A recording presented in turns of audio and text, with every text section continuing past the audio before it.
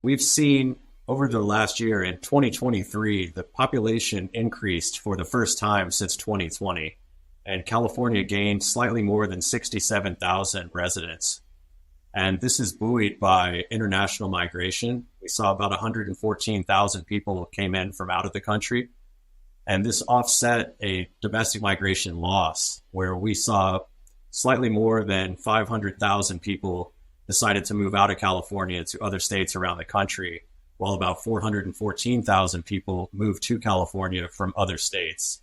But when you calculate in everyone coming in from around the country and from international sources, in addition to births exceeding deaths last year, the state gained slightly more than 67,000.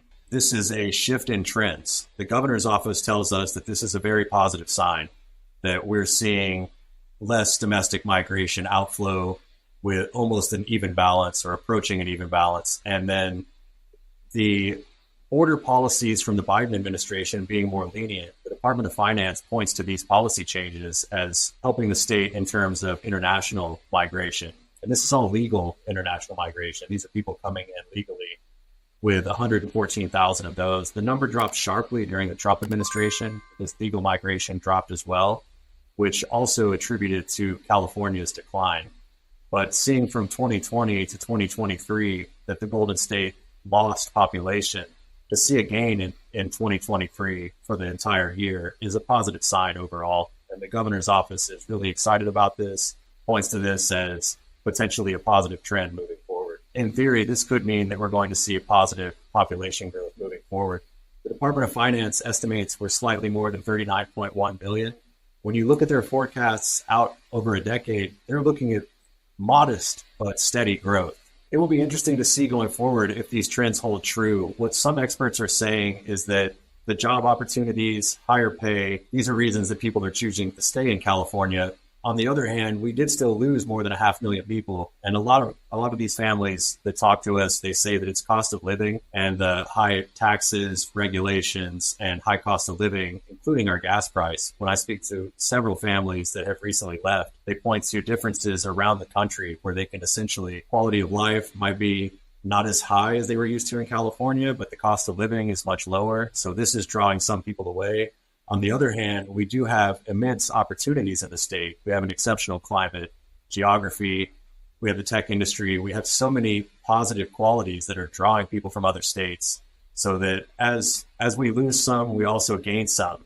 So it's an interesting balance that we have here in California. Because we do have many opportunities that no other state offers, we are drawing a significant number of people to the state. And we're seeing shifts in terms of where people choose to live. When you look at counties and cities across the state, it's basically split in 2023 in terms of which cities gained or which counties gained and then which lost. And there's a common theme there in terms of cost of living. We're seeing areas where housing is difficult to come by and really expensive. Some of those areas are losing population. And then we're seeing areas in the Central Valley really experience population growth. Some of this is new housing developments. Other aspects are longer commute times for some people in the Bay Area, but they're choosing to live in the Central Valley where maybe they can afford a home, whereas in the Bay Area, they'd be in an apartment or a condo situation, possibly even renting. So while the state is gaining population, we are seeing significant changes in population centers. And some areas as well that where we experienced really heavy wildfire damage, they had sharp population decreases following this, where essentially a lot of the housing stock was destroyed.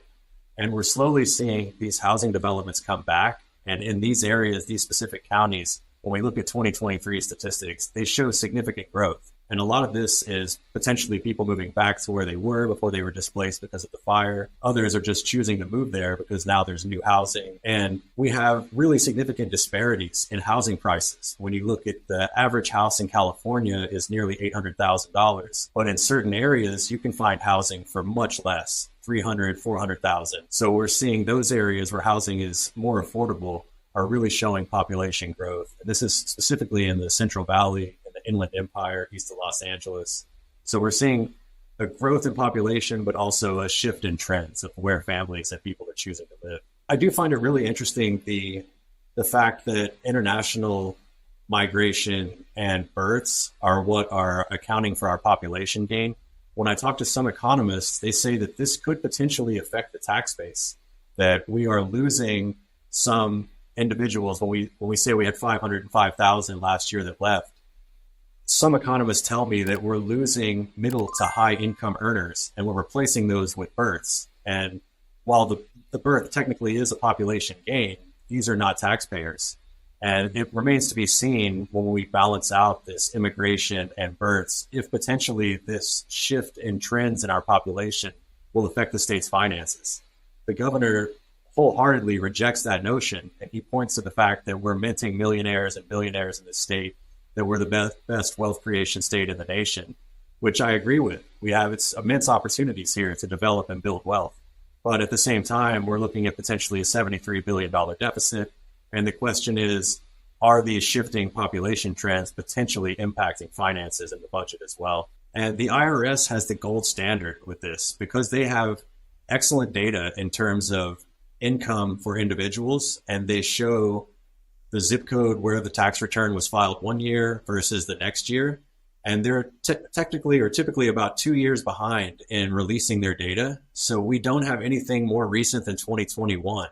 But soon the IRS will release that 2022 data, which will give us a better idea of who exactly is leaving the state in terms of how much money were they making, where were they, and where are they now? And that will really show us what this could mean going forward in terms of whether or not these population shifts and trends are really impacting the state's finances. Something is causing us to miss by $73 billion. You talk to one side, some lawmakers say that this is just out of control spending, but then which definitely we've seen spending increase significantly in California in recent years, but we're also seeing tax receipts miss their mark. And even in April's receipts that we've just seen over the last month, they missed by approximately $700 million. We're seeing personal income tax and corporate taxes missing forecasts.